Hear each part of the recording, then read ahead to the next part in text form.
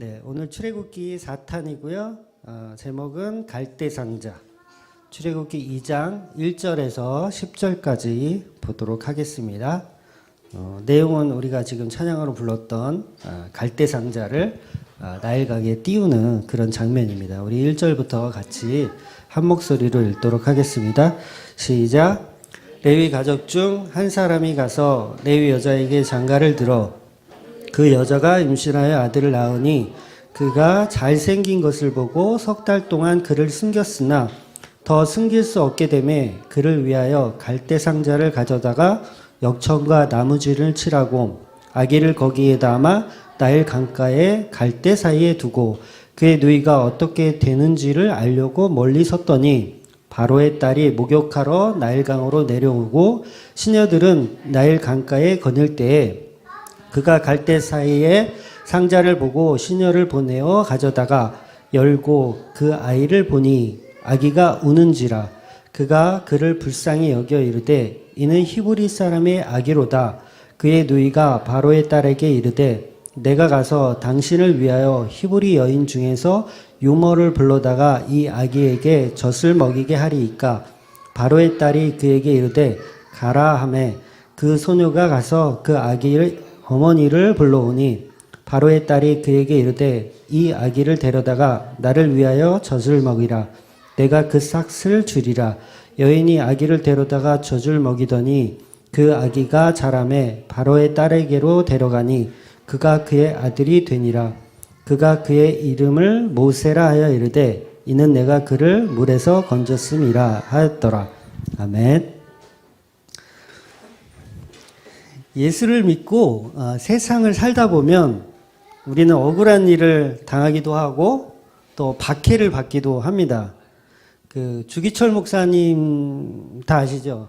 주기철 목사님 같은 경우도 심사참배를 반대했다라는 이유로 정말 고통을 받고 온갖 고문을 다 받으시고 결국은 해방을 겨우 1년 남기고 안타깝게 그냥 돌아가셨어요. 그러니까 해방을 보셨어야 되는데 못 보시고 그냥 돌아가셨습니다.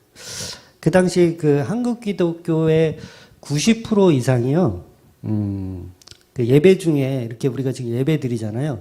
그러다가 이제 사이렌이 울렸대요.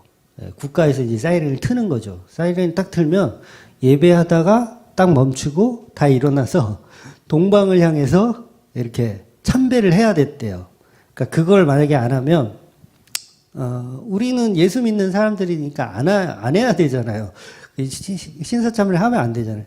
근데 거의 90% 이상이 그 신사참배를 했다고 합니다. 그러니까 예배 중에 사이렌이 울리면 예배 멈추고 찬양하다가도 멈추고 다 일어나서 동방을 향해서 참배를 했다 그래요. 그러니까 그 참배를 하지 않으면 이제 순사들이 와서 이제 잡아가는 거죠. 목사는 잡아가고 그 교회는 그냥 이렇게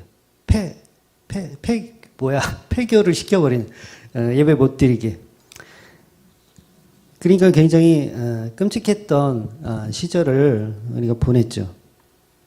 아마 지금도 한국교회 만약에 그런 박해를 만약에 한다 그러면 그 당시는 한 90%였다고 하지만 제가 볼 때 지금 만약에 그런 일이 또 벌어지면 90%가 아니라 99%가 참배를 하지 않을까 그렇게 생각이 듭니다. 물론 저희도 1% 안에 든다고 장담은 못해요. 우리도 사실 어떻게 될지 모릅니다. 그 상황이 닥치면 역시 우리도 예수 그리스도가 없어지고 우리의 살 길을 위해서 참배를 할지도 모릅니다. 그러니까 우리 생각에는 어떤 박해하는 자들을 위해서 막 대적 기도를 하고 뭐 그런 거 많이 하잖아요. 보통 뭐 대적 기도한다. 뭐 사단을 향해서 우리가 뭐 대적한다.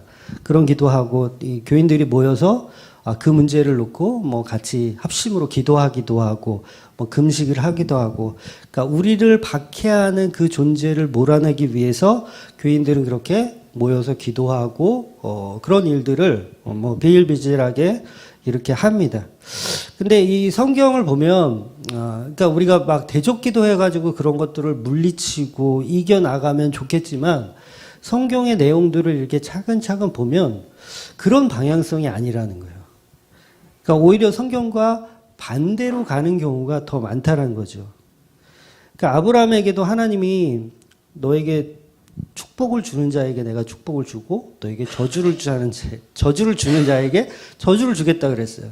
그러니까 요 문자적인 어떤 이런 글들을 통해서 우리한테 박해를 하고 저주를 주는 사람이 있으면 우리가 대적 기도해가지고 그 사람들 물리치는 요런 방식으로 우리가 생각을 하는데 성경의 역사를 이렇게 쭉 차근차근 보면 그게 어떻게 보면 그게 인과율 같은 거거든요.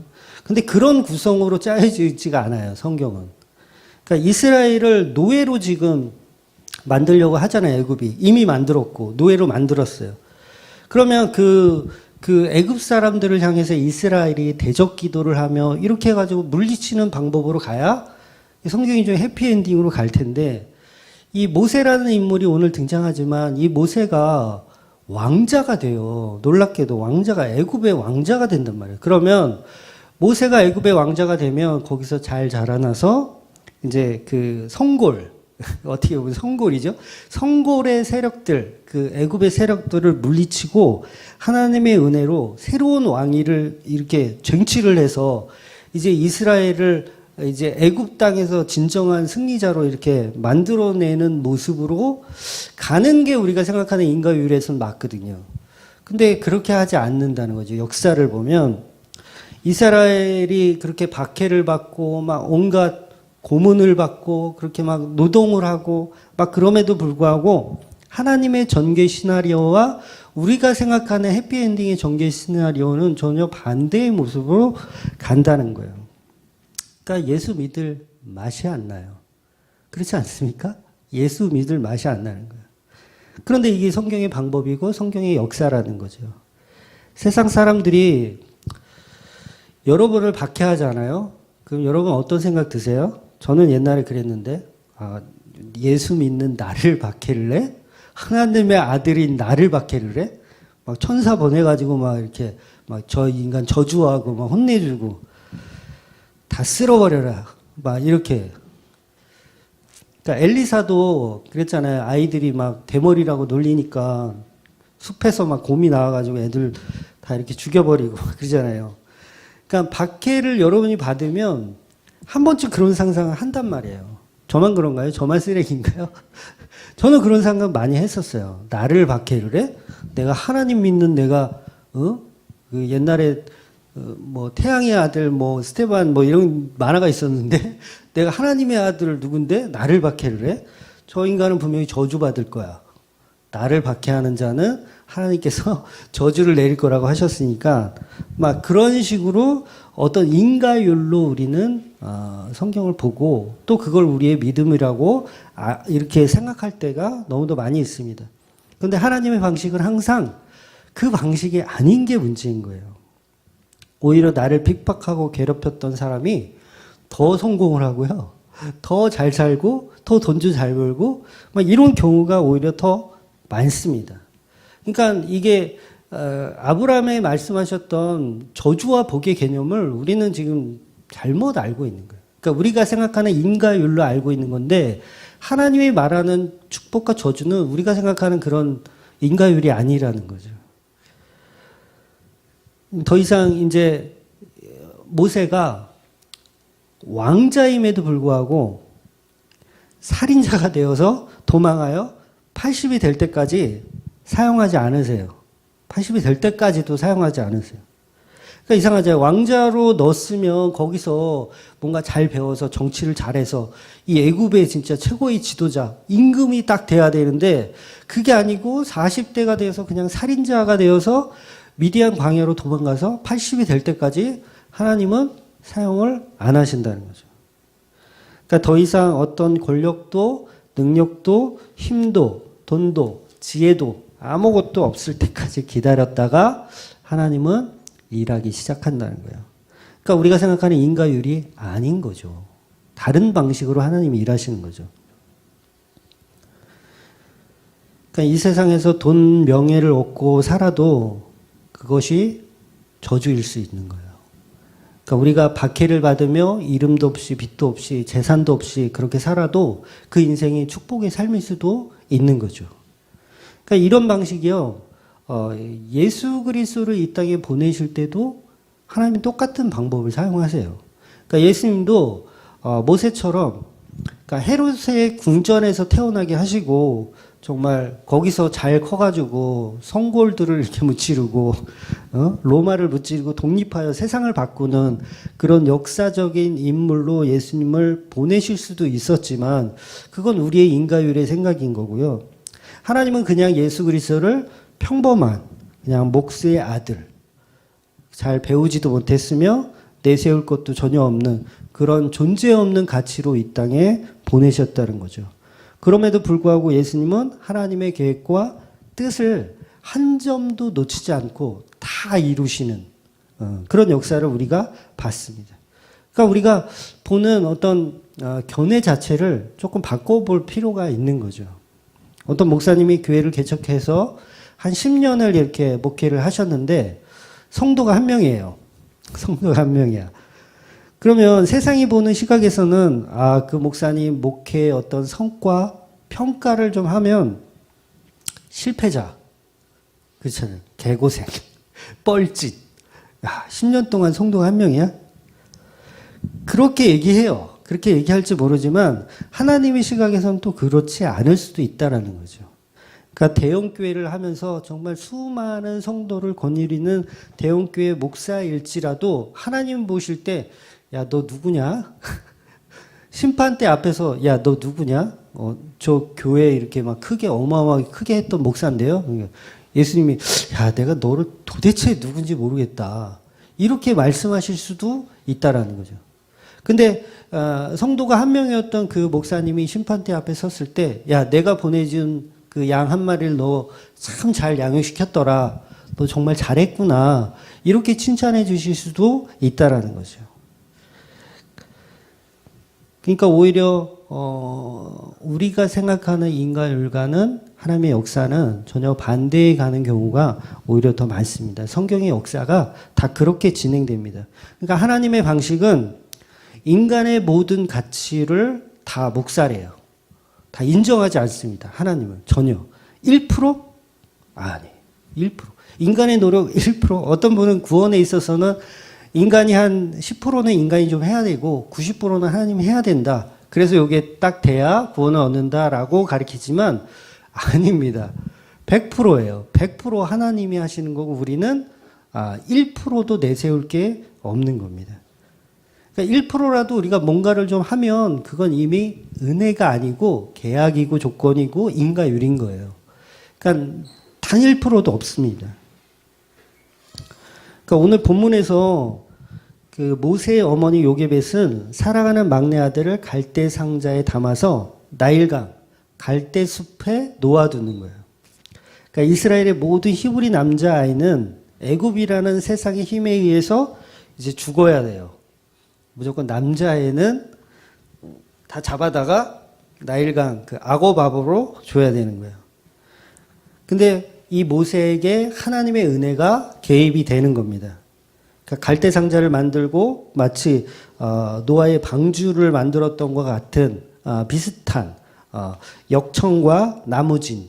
원어로는 약간 차이가 있더라고요. 근데 번역상에는 역청과 나무진으로 이게 칠합니다. 그러니까 방수 기능이 있는 거예요. 방수 기능. 물이 스며들지 않는 방수 기능을 갖고 있는 역청과 나무진을 칠하고 바로의 공주를 통해서 구원을 받을 수 있게 인도하시는 사건인 거예요.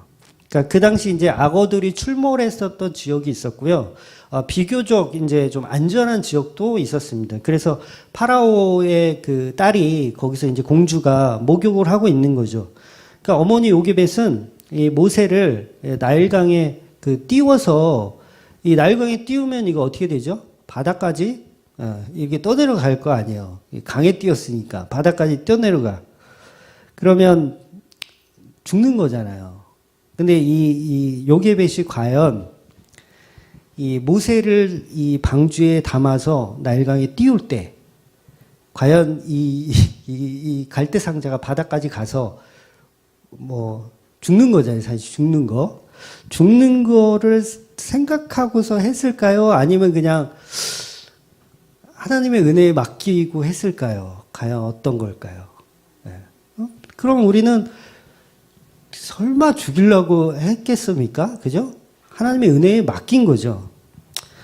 근데 이게 정황상 보면 요게벳은 의도적으로 바로의 공주에게 보내려고 계획을 한 거예요. 의도적으로. 그러니까 이게 딱 성경이 그렇다라고 딱 설명을 하고 있진 않지만 제가 정황을 이렇게 보면 요게벳은 분명히 바로의 딸에게 전달하고 싶었던 의도가 성경 안에 숨어 있어요. 그러니까 그 당시 누나, 이 모세의 누나 미리암은요, 나이가 한 7살에서 10살 정도로 이렇게 추정을 합니다. 7살에서 10살. 그럼 굉장히 어린 아이예요. 지금 저희 진주가 지금 9살이거든요. 그럼 그 정도밖에 안 되는 거예요. 그러면 한번 생각해 보자고요. 여러분이 엄마 요게벳인데 겨우 3개월 된 이 모세를 이제 발각되면 죽어야 되는 아이인데 이 아이를 지금 갈대 상자에 담아서 죽이려고 보낸다고 하자고요. 죽이려고 보내는 거예요. 떠내 보내려고. 그런데 그 누나인 그 7살짜리 누나에게 그 얘기를 할 필요가 있을까요? 없을까요? 이제 얘는 여기다 담아가지고 이제 죽일 거야. 너 작별 인사해라? 이랬을까요? 아니죠. 정말 죽일 마음이 있으면 미리암도 모르게 아무도 모르게 쥐두새도 모르게 했어야 되는 게 맞아요. 그런데 이 요게벳은 딸 미리암에게 모세를 잘 지켜보라고 분명히 지시를 했을 겁니다. 그러니까 동생을 상자에 놓고 저 멀리 바다 끝까지 가서 죽게 내버려 두는 그런 케이스가 아닌 거예요. 그래서 저도 사남매를 이렇게 키우고 있어서 알지만 정말 죽일 생각이라면 이 모세가 이 요게벳으로 치면 제일 막내잖아요. 그러니까 막내를 죽여야 되는데 가족들한테 얘기할 필요가 없는 거예요. 조용히 데려가서 이렇게 처리를 하죠. 그러니까 얼마 전에 그 다주가 응급실에 갔었잖아요. 몇 주 전에 제가 말씀드렸잖아요. 그때도 진주가요. 울고불고 난리가 났어요. 깜짝 놀랐어요. 얘가 왜 이렇게 오바해서 우나. 막 울고불고 난리가. 그러니까 동생 아픈 거에 대한 감정 표현을 하더라고요, 얘가. 9살인데. 그러니까 평소에는 맨날 다주한테 야, 너 일로 안 와? 너 혼날래? 맨날 굉장히 까칠하거든요. 저희 진주가 다주한테 대하는 게 굉장히 까칠해요. 그래서 저희 다주도 진주한테는 꼼짝을 못 합니다. 자기 위에 이제 하주한테는 막 누나라고 부르지도 않는데 하주야 일로 와봐 막 이렇게 하는데 진주 누나한테는 그랬다가는 큰일 나거든요. 굉장히 까칠한데도 불구하고 이 다주가 아프다고 하니까 진주가 막 엉엉 울더라고요. 응급실 가야 되냐 그러면서 막 닭똥 같은 눈물을 막 흘리면서 막 울더라고요. 그러니까 요게벳은 분명 의도적으로 딸 미리암에게 동생 모세를 잘 지켜보라고 했을 거예요. 죽이는 게 아닌 거예요. 미리암이 생각할 땐 그냥 떠나 보내는 거예요. 그 공주에게로 떠나 보내는 거죠. 그리고 바구니에 담겨져서 이제 멀찍이 미리암이 지켜봅니다. 과연? 그러니까 이게 띄운 게 아니라 그 갈대 사이에다가 이게 숨겨놓은 거예요. 숨겨놔서 그 시녀들이 발견할 수 있게끔 해놓은 거예요. 그래서 멀찍이 이제 미리암이 지켜보고 있는 거죠. 결국 어린 모세는 공주가 발견을 하게 됩니다. 그리고 그 발견한 공주가 모세를 확인하죠. 그리고 이거 시브리 아이가 아니냐라고 확인까지 해요. 그때 미리암은 아주 의연하게 당당하게 대처를 합니다. 쓱 들어가서 제가 젖먹일 수 있는 유모를 알고 있는데 소개시켜 드릴까요? 막 이렇게 막 능청스럽게 그러니까 자기 엄마를 소개시켜 주는 거예요. 그러니까 모세의 친엄마 요게벳을 유모로 소개를 시켜 주는 거예요. 그럼 물론 이게 성경에는 정황상 이게 나와 있진 않지만 정황상 보면 과연 공주가 이 모세의 출생에 대해서 전혀 몰랐을까? 죽을 때까지. 저는 이거 불가능하다고 생각해요. 왜냐하면 모유를 할 수 있는 여자가 이게 흔합니까? 흔해요? 구하기 되게 힘들어요. 여러분 주위에 지금 모유 수유가 가능하신 분, 아는 분 있어요? 찾기 힘들어요. 한두 명 있을까? 찾기 힘들어요. 근데 요게벳을 찾아왔는데 그 요게벳이 젖이 나오면 요게벳의 아이는 어디 있어요? 없잖아. 그럼 어떻게 이걸 설명할 거야? 그러니까 공주가 짱구가 아닌 이상은 그 모세의 엄마는 요괴배실 거라는 것을 추정해낼 수가 있어요. 분명히. 그런데 보세요. 그러면 또 정황상 웃긴 게 뭐냐면 이 바로의 명령은 분명히 히브리 남자아이는 무조건 죽여야 되는 거예요. 그러면 바로의 딸인 그가 히브리 남자아이를 봤으면 뭐가 맞죠? 야, 이거 히브리 아이다. 야. 우리 아버지가 이거 다 죽이라고 했으니 이거 갖다가 처리해라. 라고 군인들한테 얘기해야 되는 게 그게 정황상 맞는 거예요. 맞는 거잖아요. 근데 그 아기를 자기가 또 키워. 그리고 더 이상한 건 그 바로의 딸에게 요게벳과 미리암이 보내려고 하는 거예요. 바로의 딸. 그러니까 그 임금의 완전 측근이잖아요. 측근. 제가 요게벳이면 바로의 딸에게 안 보내요. 걸리면 바로 죽거든요. 바로의 딸인데 설마 이 아이를 사랑하고 키워준다는 건 말이 안 되죠. 발견 즉시 죽는 거예요. 근데 요게벳은 의도적으로 바로의 딸에게로 보낸다는 거죠.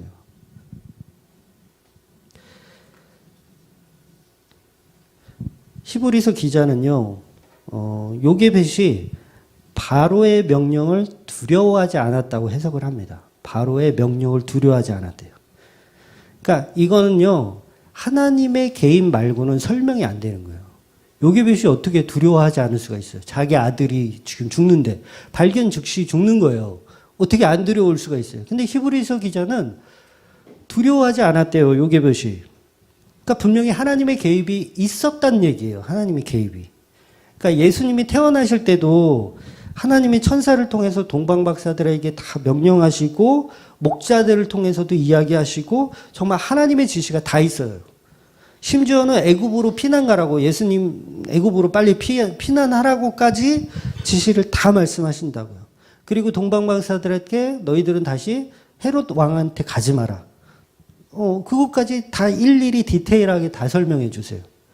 그러니까 전부 인간의 힘이 아닌 하나님의 계획 속에 이루어지는 게 구원의 계획인 거예요.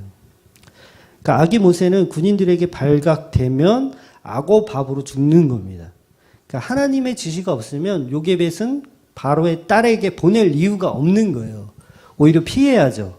야, 이거 걸리면 죽는다. 근데 일부러 의도적으로 보냈다는 건 하나님의 개입이 있었다는 거예요. 바로의 딸 히브리 아이를 발견 즉시 군인에게 던져줘서 악어밥으로 죽여야 함에도 불구하고 하나님은 이미 이 바로의 딸의 마음을 움직여 놓으신 거죠. 이미 계획해 놓으신 거죠. 딸이 어떻게 아버지 얼굴에 먹칠을 합니까? 이 바로의 딸이 어떻게 아버지의 그 명령 딸이 어떻게 어겨요? 이상하잖아요. 근데 일부러 하나님은 그렇게 다 계획을 짜 놓으신 겁니다. 그러니까 요게벳은 하나님의 뜻을 전달받은 것으로 정황상 보면 그렇게 보여지는 거죠. 그러니까 바로의 공주는 하나님을 예표하여 사용되어진 겁니다. 바로의 딸이 하나님의 모습으로 등장을 하는 거예요. 그러니까 본문 10절 한번 볼게요. 본문 10절 시작. 그 아이가 자라매 바로의 딸에게로 데려가니 그가 그의 아들이 되니라. 그가 그의 이름을 모세라 하여 이르되 이는 내가 그를 물에서 건져냈음이라 하였더라. 지금 이 말이 누가 한 말이에요?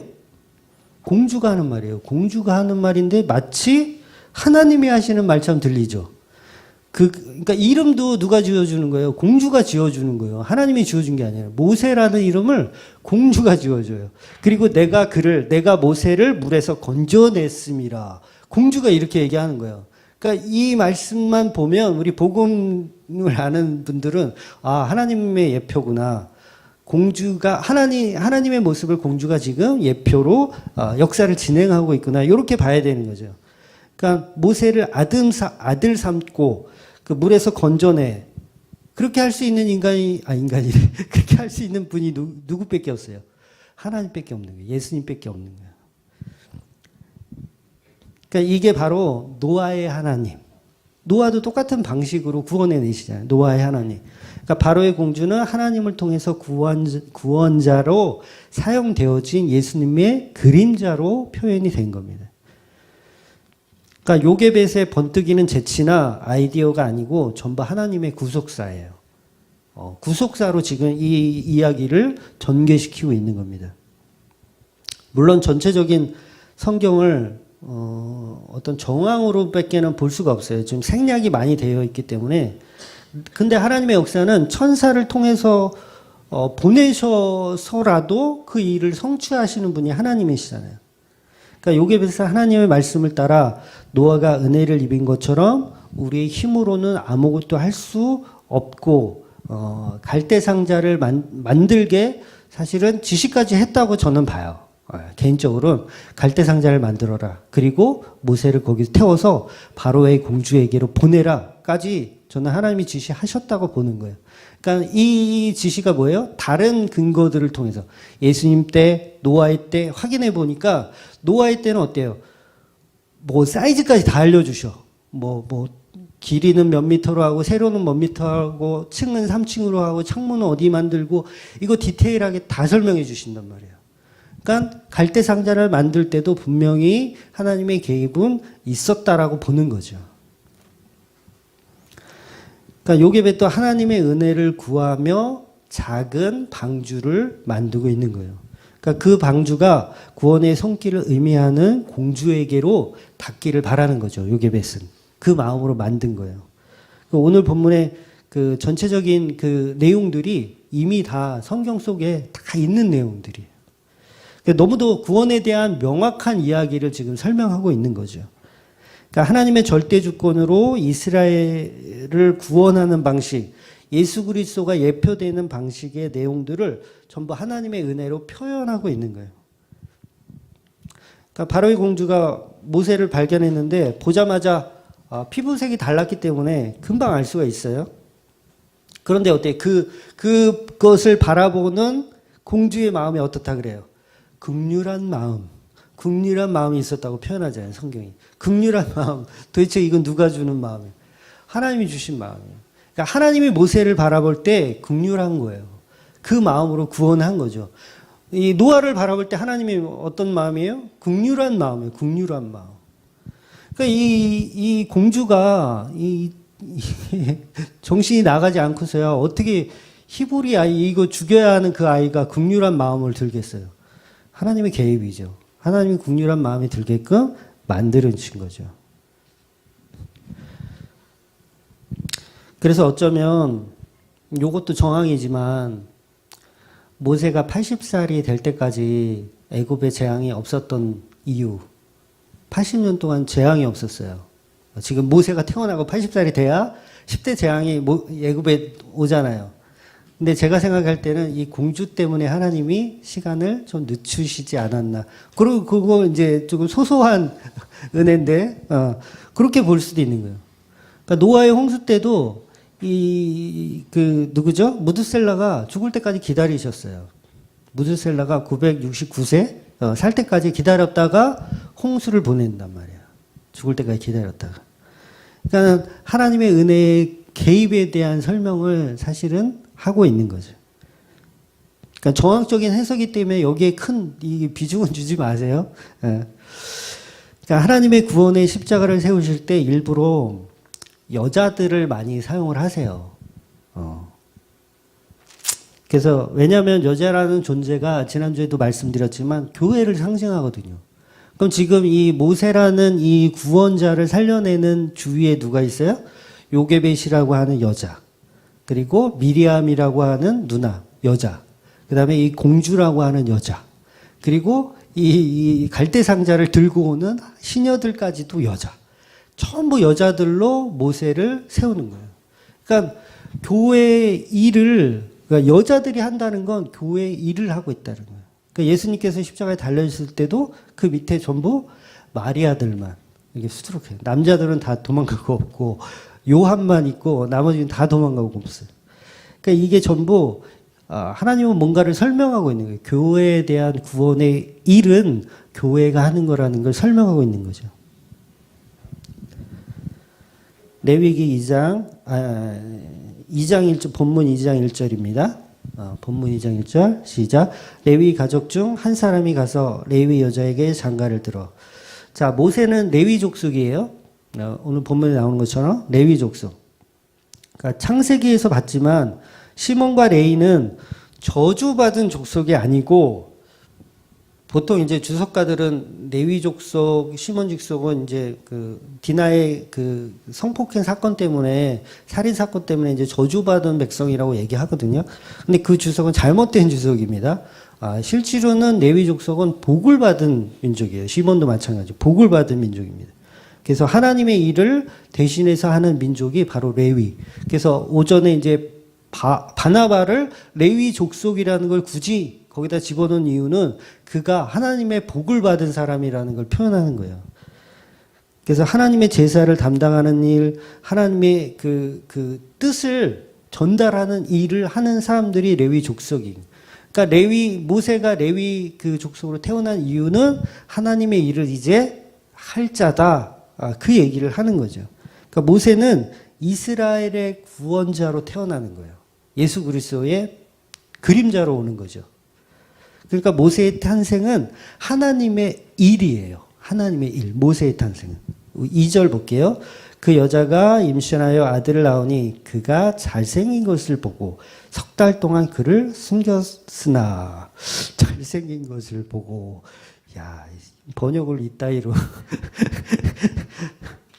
자, 여기서 잘생겼다는 말은 외모를 얘기하는 게 아니에요. 뭐 아이돌처럼 이렇게 잘생겼다는 걸 말하는 게 아니라, 여기서 잘생겼다는 의미는 토부를 사용합니다. 토부. 토부는 제가 여러 번 말씀드렸잖아요. 토부. 뭐예요? 하나님이 보시기에 좋았더라. 그러니까 이게 창세기에 그 빛을 만들고 나서 바로 하나님 말씀하세요. 하나님 보시기에 좋았더라. 그러니까 모세가 태어났는데 잘생긴 게 아니고, 모세가 태어났는데 하나님 보시기에 좋은 거예요. 하나님이 보시기에 좋은 자가 태어난 거예요. 그러니까 하나님 보시기에 좋은 자가 누구예요? 여러분이에요? 예수님이에요. 예수님. 하나님 보시기에 좋은 자, 예수님. 예수님이 지금 태어난 거예요. 그러니까 예수 그리스도의 예표로 모세가 지금 태어난 거죠. 그런데 그 하나님 보시기에 좋은 자를 세상은 싫어해요, 좋아해요? 싫어한단 말이에요. 죽이려고 하는 거예요, 지금. 그러니까 세상의 모든 힘의 원리들이 이 모세, 예수로 상징하는 하나님 보시기에 좋은 그 잘생긴 그 친구를 어떻게 해서든지 죽이려고 하는 거죠. 그래서 하나님이 보시기에 좋은 그것, 이 말씀은 바로 예수 그리스도를 상징한다는 표현입니다.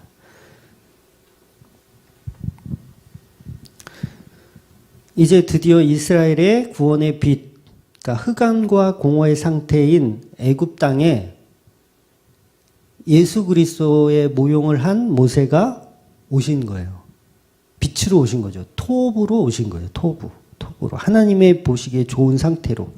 그러니까 나중에 시내산에 올라갔을 때도, 시내산에 올라갔다가 모세가 내려올 때도 얼굴에 광채가 나잖아요. 빛이 나는 거예요. 그러니까 이게 전부 예수님의 모용을 다 표현하고 있는 거죠.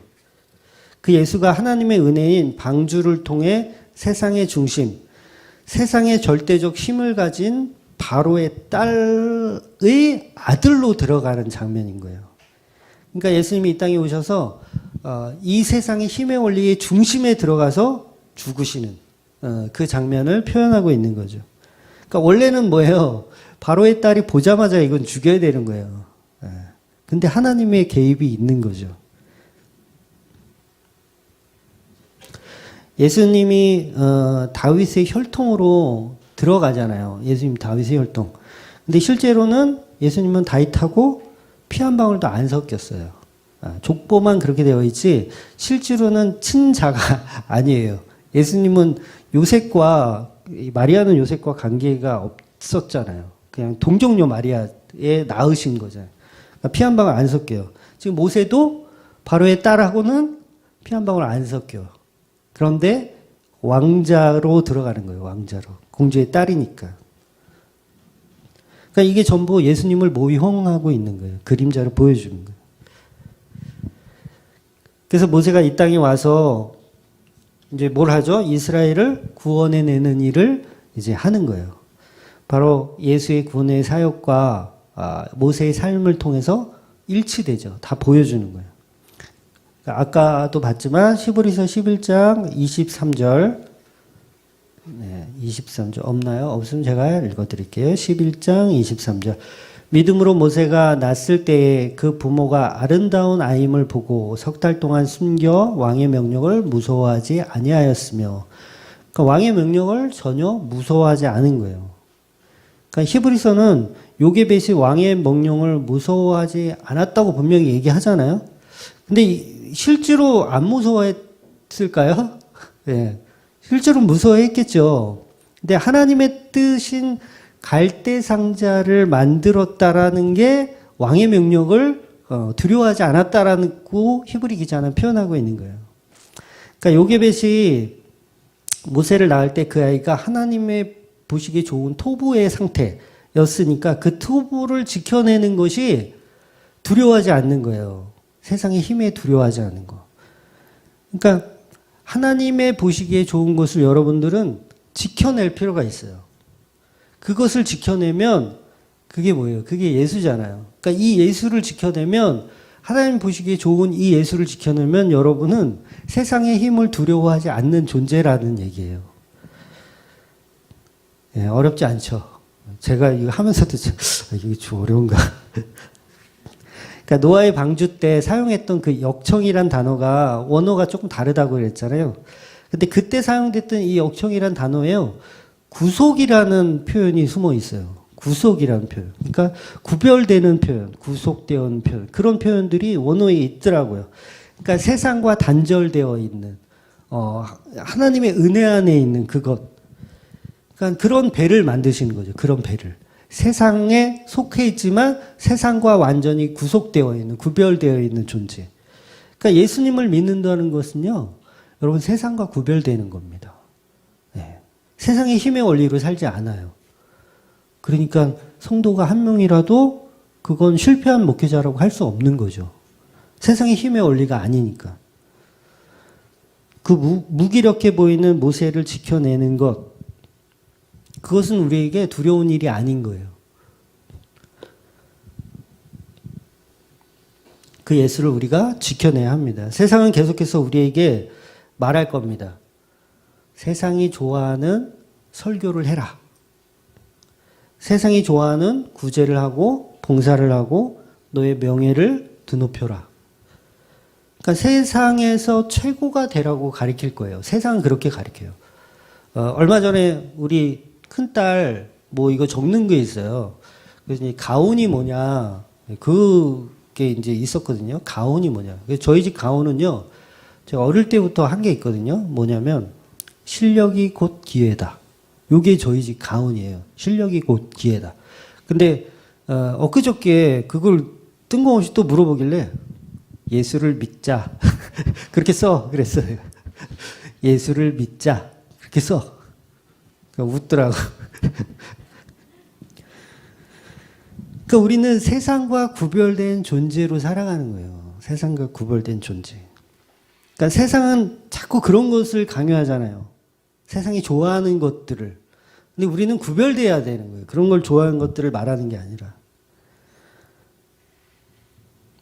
저와 여러분들이요, 세상이 아닌 갈대 상자 안에 있는 존재가 돼야 돼요. 하나님의 은혜 안에 있는 존재. 그러니까 예수 안에 있는 거죠. 그게 예수 안에 있는 거. 그러니까 거기 있으면 세상의 모진 풍파가 다 들어와요. 그죠? 막 악어밥이 될 수도 있고, 막 이게 파도가 쳐가지고 막 방주가 흔들릴 수도 있어요. 그런데 하나님이 예비하신 그 공주에게 발각될 때까지 여러분 견디셔야 돼요. 참으시고 기다리셔야 돼요.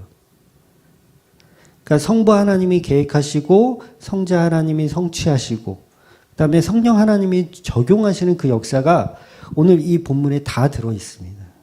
그러니까 하나님이 나일강에 배를 띄우시는 거예요. 그리고 여러분을 그 나일강에 띄우시는 겁니다. 그리고 공주까지 가게 해요. 바로의 공주 손까지. 그러니까 그러면 누나 미리암이 성령의 모습으로 눈을 떼지 않고 그걸 보고 있는 거예요. 아, 저게 바로의 공주에게 잘 가는지 안 가는지 이렇게 보고 있는 거예요. 그리고 요게벳은 예수님의 모습으로 등장을 하는 것이고, 그리고 이 바로의 공주는 하나님의 모습으로 성취를 하시는 거죠.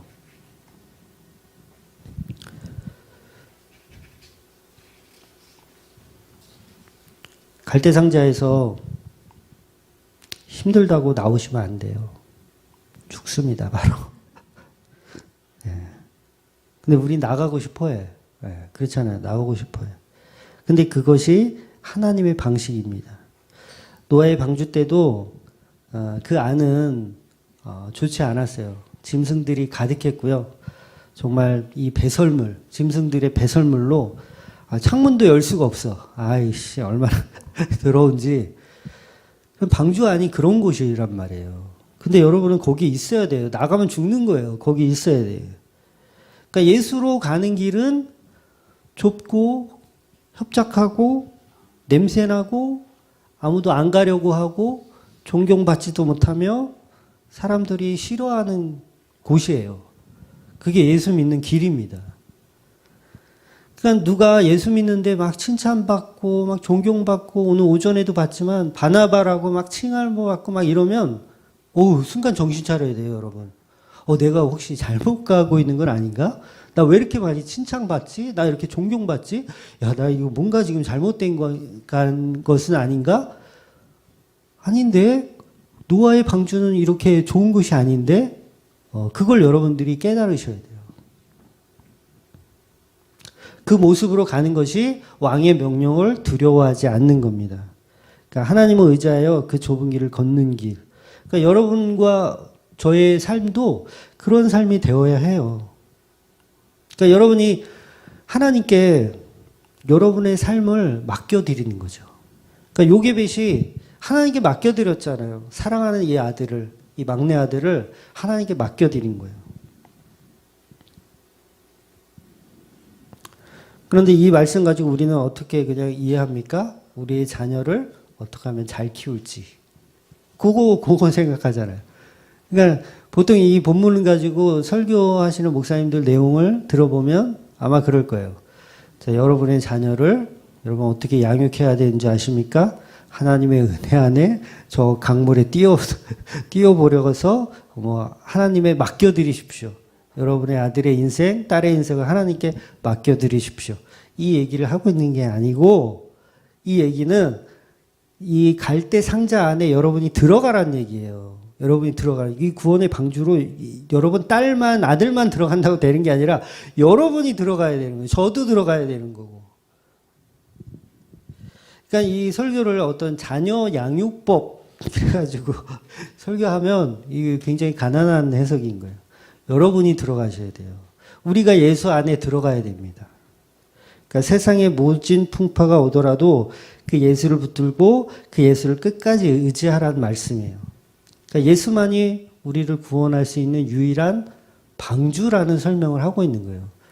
자녀 잘 키우라는 얘기가 아니라 이 방주만이 우리를 구원할 수 있다. 예수밖에는 구원이 없다.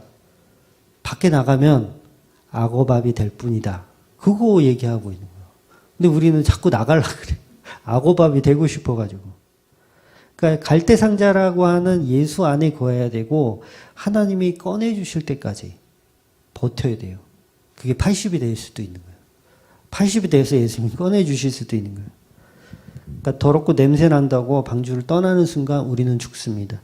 우리는 예수 안에, 예수 그리스도 안에 그 방주 안에 머무시는 저와 여러분 되시기를 주의 이름으로 축원드립니다.